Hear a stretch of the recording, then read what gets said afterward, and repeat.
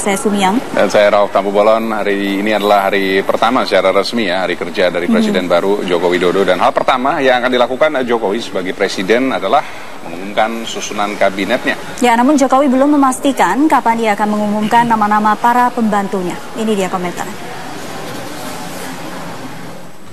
Yang pertama tentu saja kita ingin agar kabinet ini segera kita umumkan. Siapa yang menduduki pos-pos menteri. Itu yang ingin segera kita lakukan. Kemudian juga... Kapan itu Pak? Besok sesuai rencana? Secepat-cepatnya, tapi belum bisa saya tentukan kapannya. Saya ingat Bapak bilang sehari atau 2 hari setelah pelantikan ya, karena Anda ingin langsung bekerja. Bisa 3 hari, tapi pengennya secepat-cepatnya. Kami ingin segera bekerja.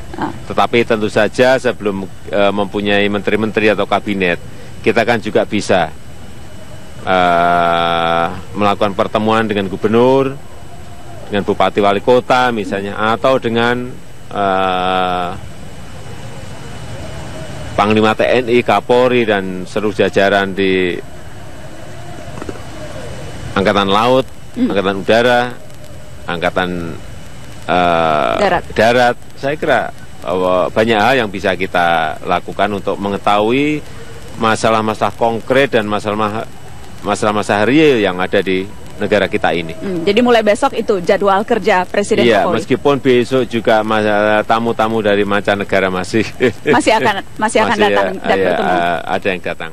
Ya, itulah cuplikan wawancara Najwa Shihab dengan Presiden Jokowi di depan istana semalam. Nah, ini sejumlah nama calon menteri dengan rekam jejak dari PPATK dan KPK telah dikantongi Jokowi. Namun Jokowi masih belum memastikan kapan persisnya akan mengumumkan susunan kabinetnya. Sementara publik sepertinya sudah tidak sabar untuk melihat dan juga tentunya membahas siapa saja nama-nama yang masuk dalam daftar kabinet. Ya, betul sekali. Apa saja yang masih menjadi pertimbangan Jokowi hingga saat ini masih belum memastikan kapan ia akan mengumumkan nama-nama menteri yang akan membantunya. Dan efektifkah terobosan Jokowi menelusuri rekam jejak dari calon menteri untuk memastikan calon menteri ini bersih atau tidak tersangkut kasus korupsi? Kita akan ulas hal ini dengan 2 narasumber yang sudah hadir di studio X11 Show hari ini.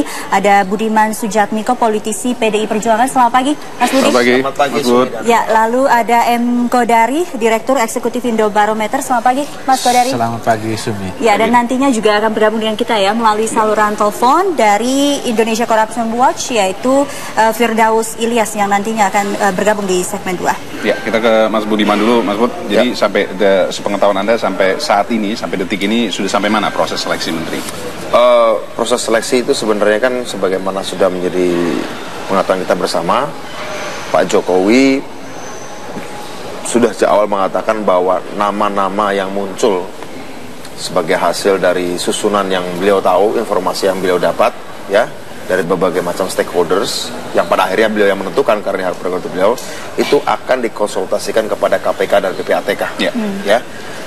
Dan baru saja memang Pak Jokowi sudah mendapatkan laporan-laporan dan itu semua menjadi bahan pertimbangan karena memang sejak awal Pak Jokowi menginginkan kabinetnya itu adalah kabinet yang bekerja dengan langkah ringan, tidak terbeban oleh berbagai macam persoalan, ya, baik bagi diri si menteri, tapi itu terutama juga bagi Pak Presiden karena dia adalah memilih pembantunya, dan tapi terlebih lagi juga bagi jangan sampai membebani negara dan rakyat karena harapan begitu tinggi. Kita tahu kemarin rakyat berkumpul, saya kira belum pernah ada seorang presiden di Indonesia kecuali saat Bung Karno pulang dari Jogja mengembalikan ibu kota dari Jogja ke Jakarta dan Bung Karno pidato di depan Istana Negara pada waktu itu. Baru sekarang ini ada seorang presiden jadi antar oleh rakyatnya berduyun-duyun dan berpidato di depan istana. Ini proses Bung Karno tahun 50-an ketika baru pulang dari Jogja ke Jakarta. Nah, jadi belum pernah ada peristiwa ini.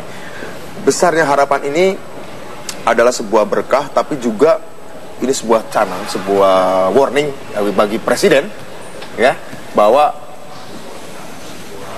rakyat berharap, tapi harapan itu juga tentu dengan catatan. Nah, Pak Jokowi tahu itu. Karena itu beliau, saya pikir, tidak menganggap bahwa penyusunan kabinet itu suatu sekedar persoalan memilih pembantu, tapi juga wajah-wajah pemimpin-pemimpin Indonesia di kementerian masing-masing. Saya kira ini yang menjadi persoalan. Batasannya antara ekstra hati-hati dengan resiko dicap publik malah ragu-ragu sehingga akhirnya sampai dengan tenggat waktu atau terlalu lama untuk diumumkan? Publik bisa, saya kira nurani rakyat ya, nurani rakyat saya kira sekarang sudah terlatih untuk bisa membedakan mana keraguan akibat ketakutan, mana keraguan karena menghargai kebenaran. Dan saya pikir rakyat banyak yang masih berpikir bahwa kalaupun belum diumumkan secepatnya, misalnya saya kira karena Pak Jokowi barangkali harus cek on cross check karena kita nggak tahu sebenarnya apa dilaporkan oleh KPK kan. Saya dengar nanti mungkin Pak Godari akan bisa banyak bercerita. Ada namanya merah, ada kuning tua, ada kuning muda. Ini juga ukuran-ukurannya apa? Jangan sampai juga menjadi fitnah juga bagi calon-calon yang dimunculkan, jangan sampai menjadi fitnah begitu. Itu saya kira Pak Godari saya kira jauh lebih paham. Sebenarnya kalau diatur dalam undang-undang kementerian, sebenarnya Presiden ini memiliki waktu 14 hari ya untuk menentukan kabinetnya. Menurut Mas Godari ini seberapa penting sih buat Jokowi untuk segera mengumumkan nama-nama itu? Nah sekarang ini here comes the hardest part ya buat Pak Jokowi. Jadi presiden, wakil presiden itu sebetulnya kalau kita bicara beban kerjanya itu yang terberat bukan kampanye, tapi adalah masa pemerintahan. Dan masa pemerintahan ini dimulai dari menyusun susunan kabinet. Dan susunan kabinet ini memang menjadi variabel yang sangat menentukan bagi masa depan kesuksesan Pak Jokowi. Ada buku manajemen yang populer sekali sekarang ini, judulnya itu From Good to Great. Penulisnya Jim Collins. Jim Collins itu mengatakan atau menemukan bahwa, bukan Jim Collins penyanyi ya, ini Jim Collins ahli manajemen ya. Dari studi-studi perusahaan-perusahaan yang berhasil, ternyata kuncinya itu adalah pada memilih orang. Jadi kata dia, yang penting memilih orang yang baik. Orang yang baik kalau dikasih tugas apapun akan terlaksana. Kalau bicara visi dan misi itu, kalau nanti ternyata walaupun visi misinya bagus, tapi kalau orangnya nggak bagus, akhirnya tidak bisa dieksekusi.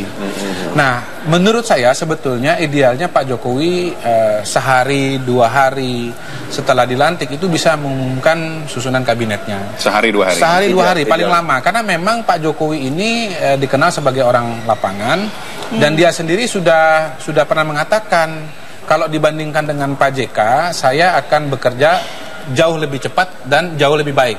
Kalau Pak JK kan lebih cepat, lebih baik. Nah, Pak Jokowi jauh lebih cepat, jauh lebih baik. Ketika susunan kabinetnya terlunta-lunta begitu ya, terkendala lalu kemudian mundur terlalu jauh, orang sudah mulai ragu dengan kemampuan seorang Jokowi. Minimal tanda tanya. Cuman memang ada satu fase dari proses seleksi menteri Pak Jokowi ini yang berbeda dengan presiden sebelumnya, yaitu menyerahkan nama-nama calon menteri kepada KPK dan PPATK untuk dimintakan penilaian ya. Jadi bukan cuma sekedar rekam jejak loh ya, tapi penilaian juga. Ya. Saya nggak tahu penilaian ini inisiatifnya apakah dari Pak Jokowi atau dari KPK. Tapi produk yang sudah keluar, yang sudah kita dengarkan dari Pak Zulkarnain, salah satu komisioner KPK, dia mengatakan dari 43 nama itu ada yang diberikan warna, ada yang dibintangi kalau istilah teman-teman DPR, dibintangi gitu ya. Anggarannya ya. Iya. Nah, bintangnya ada bintang merah, ada kuning tua, ada kuning muda gitu ya. Kita nggak tahu persis bagaimana cara mewarnainya karena kita nggak lihat dokumennya. Mereka yang dikasih warna merah adalah potensial suspek, jadi potensi tersangka. Menurut saya ya besar sekali resikonya, karena itu jangan sama sekali diambil. Artinya mereka yang sudah namanya terjerat dalam satu kasus, KPK, ya, tapi statusnya menurut KPK potensial suspek. Gitu. Yang kedua, kuning tua. Kuning tua adalah orang-orang yang dianggap komitmennya terhadap pemberantasan korupsi itu rendah. Nah, salah satu kriterianya rupanya berkaitan dengan transaksi finansial. Ya, transaksi finansial. Mungkin profil kekayaannya dianggap tidak sesuai dengan pekerjaannya, misalnya begitu. Atau barangkali dan seterusnya lah, katakanlah begitu. Nah, yang ketiga, kuning muda orang-orang yang KPK mendapatkan laporan kasus mengenai atau potensial kasus mengenai nama-nama itu. Catatan saya sebetulnya nomor 3 ini agak sumir ya, agak bahaya. Kenapa? Orang kan bisa kirim apa saja kepada KPK. Bisa misalnya surat kaleng. Intinya begini, sebetulnya KPK juga harus bisa mempertanggungjawabkan data atau tanda yang mereka kasih kepada nama-nama itu. Mestinya kalau belum diverifikasi oleh KPK, jangan dikasih tanda dulu. Kasihan orang yang sudah dikasih tanda disebabkan oleh informasi yang belum bisa diverifikasi atau dipertanggungjawabkan gitu. Tapi menurut saya apapun itu, ada dugaan bahwa nama-nama yang dikasih warna merah, kuning tua, kuning muda ini jumlahnya itu cukup banyak sehingga membuat Pak Jokowi harus semacam merevisi daftar nama calon yang akan dia pilih sebagai calon menteri. Kita bayangkan kalau kementeriannya jumlahnya 33, lalu yang dicoret atau yang dibintangi atau dikasih warna oleh KPK dan PPATK itu jumlahnya lebih dari 10 orang, defisit dong begitu loh. Nah, pertanyaannya apa yang akan dilakukan oleh Jokowi? Apakah kemudian dalam tanda kutip memaksakan nama-nama yang dikasih warna tadi untuk masuk, atau ini semua yang dikasih warna dimasukkan laci? Tapi berarti Pak Jokowi harus mencari nama baru, membuka file lagi kan, dan dikirim lagi ke PPATK dan kepada KPK, dan itu akan membutuhkan waktu lagi. Nah, mungkin itu juga yang menyebabkan kemarin, misalnya kemarin atau kemarinnya lagi, saya rasa kemarinnya lagi, Pak Jokowi mestinya kan ada acara semacam doa bersama ya, di 3 titik ada untuk pada malam sebelum pelantikan. Hari Minggu ya. Ya, malam hari Senin, Minggu malam ya. Senin. Itu kan ada pengajian, kemudian ada dengan umat beragama, ada 3 titik, tapi tidak hadir. Dan kita dengar hari Minggu itu sore informasi itu sudah disampaikan kepada Pak Jokowi, informasi dari KPK ini, gitu. Dan PPATK itu. Dan PPATK itu. Jadi mungkin pada malam itu ya terjadi kepusingan, kepusingan menghadapi daftar yang diberikan tanda itu loh. Ini mau diapain dan mau dibagaimanakan? Jadi karena faktor inilah saya kira ya kita nggak bisa memastikan kapan akan terjadi pengumuman kabinet oleh Pak Jokowi dan Pak JK. Tadi malam juga Pak Jokowi dan Pak JK kan tiba-tiba muncul agenda tuh. Malam-malam jam 10 jam 12 rapat mendadak. Dugaan saya sih ini kemungkinan ada kaitannya dengan susunan kabinet. Oke, nanti kita juga akan coba tanyakan kepada ICW ya, ada Firdaus Ilyas, nanti kita akan coba melalui sambungan telepon untuk mendengarkan bagaimana dari ICW sesaat lagi.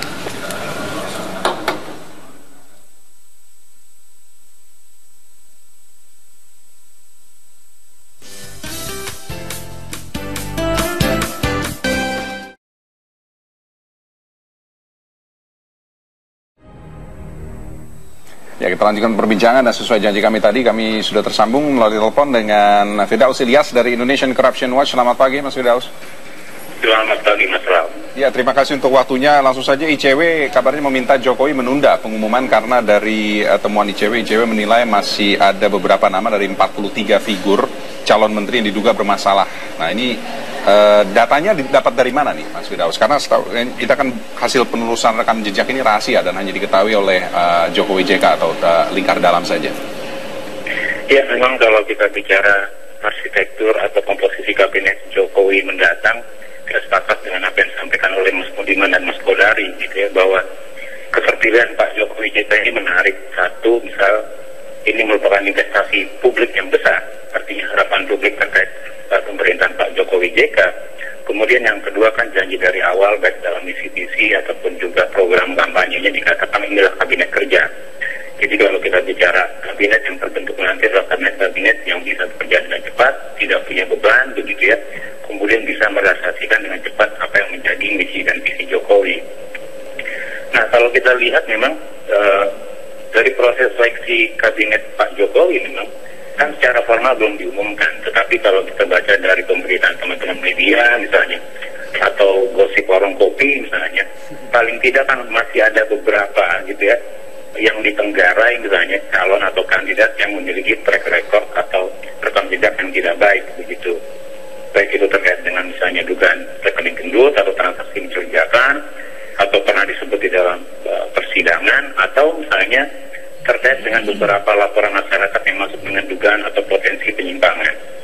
Nah, jadi menurut kami memang satu hal yang harus diyakini dengan benar sebagai langkah awal di dalam bekerjanya Pak Jokowi JK adalah bagaimana menyusun anggota kabinet yang benar-benar bersih, ringan, gitu ya, artinya dari prejudice, dari pretensi dan segala macam, sehingga tidak memiliki hambatan apapun. Kemudian yang kedua, kalau kita lihat prosesnya kan memang agak tertutup ya. Orang mengatakan operasi senyap. Publik tidak diajak berinteraksi, misalnya merespon kira-kira siapa sih kandidat-kandidat yang akan dimunculkan, begitu. Kalau kita lihat di zamannya SBY misalnya, ada Cikeas Idol, gitu. Orang dipanggil ke Cikeas, kita ketahuan, oh ya ini kayaknya kandidat menteri ini. Dan kemudian publik merespon. Nah, untuk Pak Jokowi kita tidak menemukan itu. 2 hari sebelum pelantikan, baru nama itu disetor kepada KPK atau PPATK. Nah, menurut kami ini waktu yang sangat terbatas tentunya buat publik untuk merespon. Kemudian yang berikutnya kan yang penting adalah bagaimana misalnya Pak Jokowi juga bisa menempatkan orang-orang yang notabene misalnya menjadi ekspektasi publik. Kalau kemarin kita lihat yang terjadi ketika pasca pelantikan, animo publik begitu besar misalnya, maka juga menjadi pertaruhan misalnya. Kalau Pak Jokowi JK salah menempatkan orang, artinya di langkah awal itu sudah menjadi suatu beban berat Pak Jokowi JK. Jadi menurut kami perlu dilakukan adalah memperbaiki kembali gitu ya, komposisi atau calon kabinet, kemudian mendengarkan suara publik termasuk juga rekomendasi KPK atau PPATK, dan tidak perlu terburu-buru di dalam mengumumkannya karena batas 14 hari itu cukup menurut kami untuk misalnya menimbang-nimbang, gitu, melihat, kemudian memperhatikan mudarat dan segala macamnya sehingga didapatkan komposisi kabinet yang terbaik. Baik, jadi menurut ICW kalau sampai hari ke-14 baru diumumkan, jadi 2 minggu belum ada kabinet resmi nggak apa-apa? Asal namanya tuh benar-benar yang semua indikasinya bersih semua namanya. Kurang lebih begitu ICW? Ya, tidak perlu sampai 14 hari mungkin. Tetapi kan yang penting kan kita mempertaruhkan jangka waktu 5 tahun dibandingkan misalnya delay seminggu atau 10 hari misalnya. Daripada misalnya kan kita buru-buru kemudian kita mendapatkan mudaratnya untuk 5 tahun ke depan. Jadi saya pikir kerja itu kan tidak hanya diukur dengan kehilangan waktu seminggu atau 5 hari untuk menyusun kabinet yang sangat prudent, yang sangat baik gitu ya, sehingga ekspektasi publik ataupun juga investasi publik tidak tercederai di awal ketika mengumumkan nama kabinet. Jadi Mas Kodari, yang disorot tadi oleh ICW adalah soal proses yang tertutup, dinilai tidak terbuka kalau dibandingkan dengan proses seleksi waktu Cikeas dulu. Setuju nggak kalau sama seperti sekali. itu? Jadi salah satu perbedaan eranya Pak SBY dengan era Pak Jokowi ini adalah era Pak SBY terbuka, bahkan sangat-sangat terbuka. Nama-nama calon menteri itu diundang ke Cikeas, walaupun ada lebihnya juga ya karena harus pasang kamera dan seterusnya. Sekarang ini tertutup, sampai sekarang kita gelap. Kita nggak tahu siapa sebetulnya 43 nama itu. Jangan-jangan ada nama Budiman Sujatmiko di sana, jangan-jangan ada nama Tampu Bolon di situ misalnya. Nah, menurut saya ada resiko ketika proses ini berjalan tertutup. Resiko apa? Resiko ketika kemudian publik tidak tahu, tidak bisa komentar, tidak bisa kasih input, tahu-tahu nama itu jadi, lalu kemudian ada masalah gitu. Lebih baik calon... Ya, meskipun saya harus agak koreksi ya, berbeda dengan pemerintahan yang lalu, yang sekarang pun sebenarnya masukan-masukan dari masyarakat kan dibuka lewat relawan ya, terutama, dan banyak website segala macam. Dan Pak Jokowi bertemu mereka langsung, bukan sekedar mereka membuat sendiri. Tapi kita kan nggak tahu siapa yang dipertimbangkan jadi menteri. Terlalu banyak nama yang beredar. Poin saya bukan sumber nama itu dari bawah, tapi bahwa nama itu kemudian bisa direspon oleh publik karena publik tahu dia calon menteri begitu. Memang kalau nama-nama diumumkan ada resiko bahwa kalau nanti tidak jadi, mungkin dia secara pribadi akan malu kok nggak jadi menteri. Tapi itu kan risiko pribadi. Menurut saya harus mengalah kepada risiko publik. Jadi risiko pribadi dia malu di satu sisi kalau nggak jadi menteri, tapi menurut saya akan lebih mahal resikonya kalau nanti kemudian 1 nama, 2 nama, 10 nama begitu jadi menteri ternyata bermasalah begitu loh. Resiko itu terlalu besar. Jadi hemat saya sih dibuka saja nama-nama calon menteri ini, tentu tidak mesti dengan gaya yang audisi Indonesian Idol atau The Voice atau apapun namanya lah kira-kira begitu. Tapi atau dipanggil satu-satu seperti ke Cikeas. Nggak mesti, pokoknya dirilis saja nama-nama calon itu, orang akan komentar, akan mendapatkan masukan, dan dengan cara seperti itu sebetulnya Pak Jokowi melakukan apa yang disebut sebagai seleksi oleh publik. Jadi seleksi oleh publik itu bukan hanya bahwa nama-nama itu muncul dari publik, tapi publik juga berpartisipasi untuk memberikan masukan. Menurut saya itu penting, itu ciri khas seorang Jokowi. Oke, tapi sebenarnya kalau kita lihat dalam penentuan kabinet Jokowi itu gayanya berbeda dengan pemerintahan sebelumnya. Ada terobosan baru yang dibuat menyerahkan data ke KPK dan PPATK. Tapi tadi Mas Firdaus bilang 2 hari sebelum pelantikan. Betul. Ini masih efektif tidak sih terobosan ini? Ya kalau pertama kalau menurut saya ya. Kita juga harus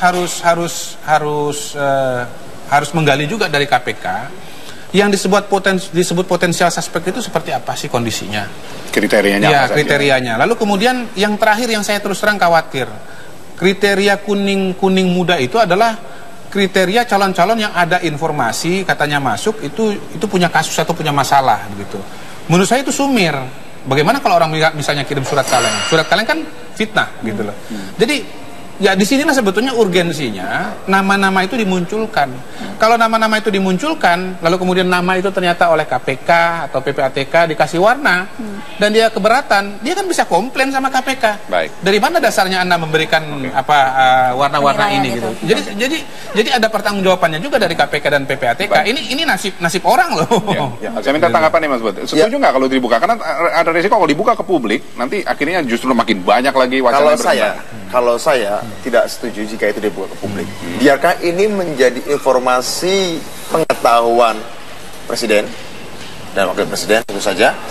Dan kemudian saya lebih setuju dengan lebih baik menunda saja. Tapi jangan perlu membuka itu ke publik siapa saja yang katakanlah merah, kuning tua atau apalagi yang kuning muda. Apalagi kuning muda karena tadi bisa sumir. Jadi lebih baik adalah biar itu menjadi pengetahuan bagi Presiden. Kemudian dia melakukan penundaan seperti yang dikatakan oleh saudara Firdaus tadi bahwa 5 tahun itu terlalu berharga untuk ditukar hanya karena kita ingin tergesa-gesa untuk cepat-cepat mengumumkan itu.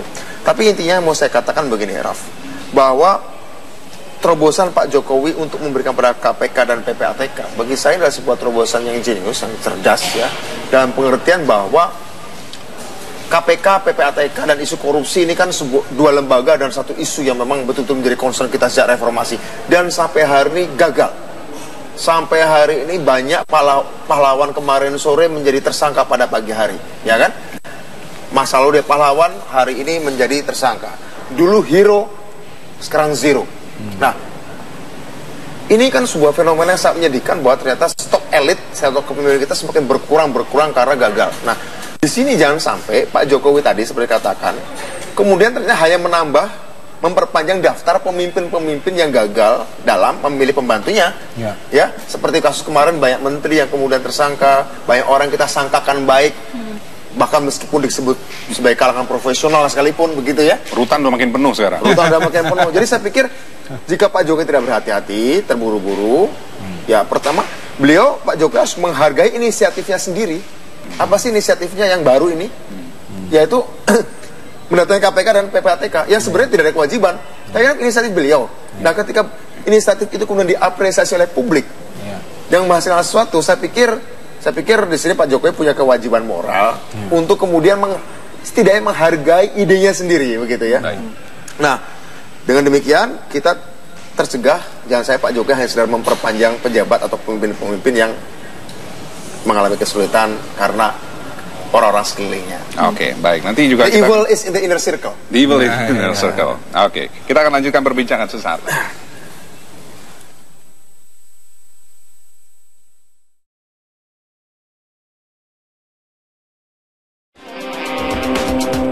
Ya, kita lanjutkan perbincangan ini. Kita ingin tanyakan dulu ke Mas Kodari ya. Ini tadi dikatakan ada 10 dari 43 calon yang datanya diserahkan ke KPK PPATK. Ini potensi yang kategori yang potensi tersangkut masalah ini dari mana? Pertama kita nggak tahu pasti ya berapa yang dikasih tanda ya. Tapi begini, kalau kemungkinan besar nama-nama yang dikasih tanda itu adalah orang-orang yang pernah memiliki jabatan publik. Lepas dia orang parpol atau bukan orang parpol. Karena memiliki jabatan publik itu kan bisa jadi orang parpol tapi bisa juga bukan orang parpol. Kenapa orang-orang yang pernah jabatan publik? Pertama, datanya ada di KPK. Kalau KPK kan kalau pejabat publik kan wajib menyerahkan daftar laporan kekayaan. Betul. Orang-orang swasta itu tidak punya kewajiban untuk menyerahkan daftar kekayaannya kepada KPK, sehingga KPK tidak punya datanya gitu. Nah, yang kedua, orang-orang yang punya jabatan publik, dia memegang kekuasaan, dia punya wewenang. Korupsi itu berkaitan dengan wewenang, kekuasaan, dia melekat. Korupsi itu kan per definisi adalah penyalahgunaan wewenang. Gitu. Dan wewenang itu pasti wewenang publik. Jadi karena itulah orang-orang yang ada di sana, entah sengaja, entah tidak sengaja, itu ada kemungkinan akan terpleset atau terkait dengan masalah-masalah penyalahgunaan wewenang. Kalau orang swasta, ya dia tidak tanggung jawab kepada publik.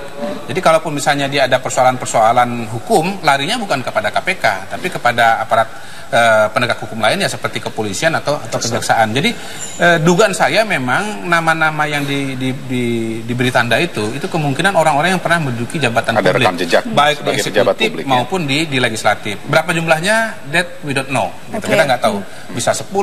Saya dapat ada berita katanya 11 sampai 13 katanya begitu. Tapi intinya sih kalau kita lihat komposisi calon menteri kan hampir separuh itu nanti ada, ya banyaklah orang-orang yang pernah punya jabatan publik. Dan karena itu di situ ada risiko untuk dikasih cap sama KPK dan PPATK. Kalau dari KPK kan memeriksa rekam jejak, apakah pernah menyalahkan kekuasaan atau tidak? Kalau dari PPATK sendiri apa sih sebenarnya? PPATK kan konsentrasinya kepada transaksi. Ya. Jadi kalau ada tokoh-tokoh yang punya transaksi yang tidak sesuai dengan profilnya, misalnya pejabat publik, lalu kemudian dia transaksi yang angkanya jauh di atas gajinya misalnya, itu akan dianggap sebagai mencurigakan. Dan PPATK kan tidak hanya melihat transaksi yang bersangkutan, tapi juga keluarganya. Ya itulah risiko menjadi pejabat publik pada masa hari ini begitu. Jadi ya sekali lagi kita harus mengatakan orang yang mau jadi menteri itu harus siap dengan situasi dan kondisi. Kalau enggak, ya mendingan nggak usah jadi orang swasta aja gitu. Jadi tidak perlu diutak-atik sama KPK, tidak perlu diutak-atik sama PPATK. Ya ICW juga ikut-ikutan utak-atik juga sih. Tapi bukan pejabat resmi sehingga kemudian tidak punya akses seperti KPK dan PPATK. Jadi memang PPATK lebih tajam cambuknya. Jadi kalau KPK itu adalah yang terindikasi hukum, pelanggaran hukum pastinya ya. PPATK itu menyangkut wilayah etis juga, bukan sekedar hukum. Etis, apakah pejabat publik itu memiliki harta berlebih yang tidak bisa dipertanggungjawabkan melihat dan mengingat jabatan formal. Soal hukum juga Mas, sampai begini. Salah satu bahan bagi KPK untuk melakukan penindakan hukum itu adalah data-data yang didapatkan dari PPATK. PPATK menyediakan data secara reguler, ya, tanpa diminta oleh KPK, tapi ada juga permintaan-permintaan khusus dari aparat penegak hukum. Bisa dari KPK, bisa dari kepolisian, bisa kejaksaan. Saya ingin meminta data transaksi perbankan atas nama Budiman Sujatmiko misalnya begitu. Keluarin datanya PPATK. Dikeluarin datanya oleh PPATK. Ya kayak seperti ini kan. PPATK diminta untuk memunculkan data aliran transaksi keuangan 43 nama dimintakan oleh Jokowi. Lalu dicari datanya. Nah, itulah kemudian dilaporkan. Saya tidak tahu persis bagaimana komunikasi dan kerjasama antara KPK dengan PPATK ya soal calon-calon menteri ini. Tapi kira-kira begitulah pembagian tugasnya. Kalau KPK kan bicara tentang pencegahan, penindakan, walaupun yang paling terkenal dari KPK kan penindakannya gitu loh. Jadi ada orang melanggar hukum lalu kemudian ditangkap, lalu kemudian diserahkan kepada pengadilan tipikor. Gitu. Oke. Jadi ini kayaknya kalau lihat memang dampak ini kan pencegahan ya, preventif. Tapi juga kalau kita lihat ini apakah ini dampak dari katakan mulai dari 98 karena penegakan hukum yang lemah sehingga akhirnya agak-agak rancu di sini. Mau dikit-dikit masukin nama nanti tersangkut sama kasus ini atau kayaknya agak-agak rawan masuk ke dalam ranah sebagai pejabat publik, dikit-dikit bisa disangkut pautan. Belum lagi resiko tadi kata Mas Kudo. Yang harus jawab itu Budiman Sujatmiko karena dia pejabat publik nih sekarang udah 2 kali 2 periode nih. Jadi gini, Raf, waktu saya dulu pertama kali di DPR, apa bayangan Anda dan pengalaman Anda? Pengalaman di DPR sebagai pejabat publik ya, saya diminta penjelasan soal daftar kekayaan segala macam, kekayaan. Dan kemudian ya kita isi. Bahkan pada saya sekalipun, ketika saya baru jabat, dikembalikan lagi. Artinya saya sampai 2 kali ketika baru jabat dikembalikan lagi. Mungkin nggak tahu, KPK nggak percaya gitu ya. Kenapa dikembalikan? Ya nggak tahu alasannya, katanya belum terisi. Ya kita apa lagi? Apa yang kurang? Ya kita nggak ubah apa-apa lagi. Kita kembalikan. Saya kembalikan lagi tanpa saya semua apapun. Toh saya sudah memberikan penjelasan yang menurut kami benar bersama keluarga. Sampai kedua baru setelah itu katanya KPK percaya bahwa memang saya tidak memberikan apa-apa gitu ya. Nothing to hide ya. Tapi oke lah, nothing to hide. Tapi intinya saya ingin mengatakan begini, Raf, bahwa sampai segitunya KPK merasa bahwa jawaban itu juga tidak dia ambil mentah-mentah. Dia merasa perlu kembalikan lagi Budiman supaya isi itu. Bukan karena tulisan tangan Budiman yang jelek kan? Tapi artinya saya mengatakan bahwa sampai seteliti itu KPK membuat penjelasan. Dan kemudian kemarin pada waktu saya terpilih lagi juga diberikan acuan lagi. Adakah perubahan kekayaan dari yang dimiliki oleh saya? Nah, intinya adalah begini. Intinya bahwa kenapa tadi pertanyaannya sudah reformasi 98 tapi toh banyak pejabat yang terkena. Ya.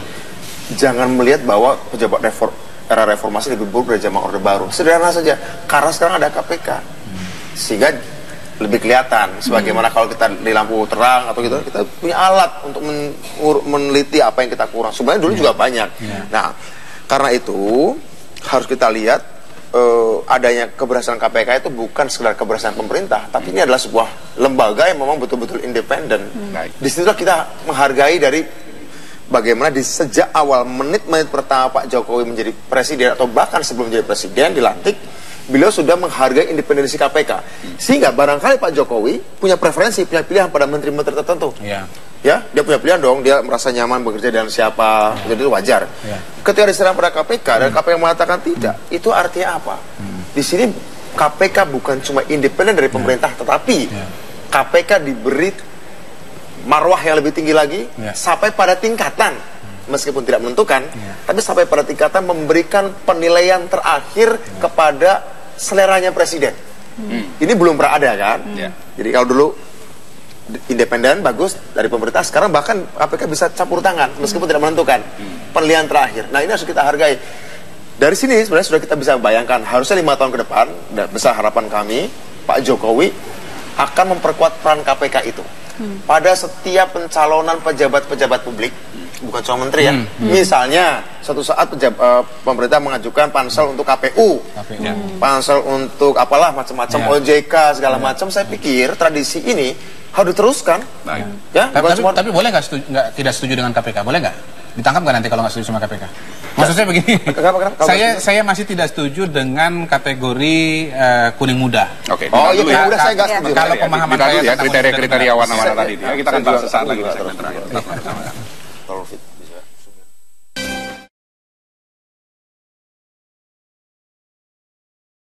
Di segmen terakhir dialog, waktunya singkat sekali, Mas Kudori, tadi apa yang tidak setuju dari KPK tadi? Saya tidak setuju kalau KPK kemudian memberikan warna kuning muda kepada nama-nama yang KPK mendapatkan laporan yang belum diverifikasi kebenarannya. Kenapa saya tidak setuju? Karena belum diverifikasi kan belum tentu informasi itu benar. Kasihan orang kalau kemudian ternyata informasi itu statusnya fitnah atau surat kaleng atau ternyata tidak benar begitu. Jadi ya KPK memberikan tanda kepada nama-nama untuk mereka yang datanya itu KPK sudah punya dan sudah verified begitu. Jadi jangan sampai KPK ini jadi Kopkamtib ya. Kopkamtib. Zaman reformasi gitu loh. Kopkamtib zaman dulu kan nangkap-nangkapin orang karena informasi-informasi yang tidak bisa diverifikasi. Mungkin yang pernah urusan sama Kopkamtib gimana? Ya, saya pikir saya sepakat dengan Pak Kodari. Kriteria kuning muda lebih baik dilepaskan saja. Merah dan kuning tua itu sudah cukup secara etis, secara politis sudah nyaman bagi presiden.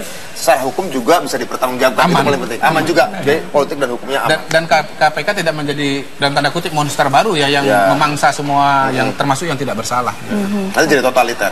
Jadi totaliter. Oke, baik, kita nantikan kapan, apakah hari ini, tapi kayaknya kecil kemungkinannya hari ini ya. Besok atau saya kira yang dalam minggu ini yang akan ramai hari ini adalah perebutan pimpinan komisi dan alat kelengkapan DPR. Sampai malam lagi saya kira. Sampai malam lagi. Oke, baik. Terima kasih Mas Kodari dan juga Mas Budiman dalam perbincangannya, dan Idla Bejo akan kembali dengan perbincangan. Oh ya, terima kasih juga untuk Mas Firdaus Ilya.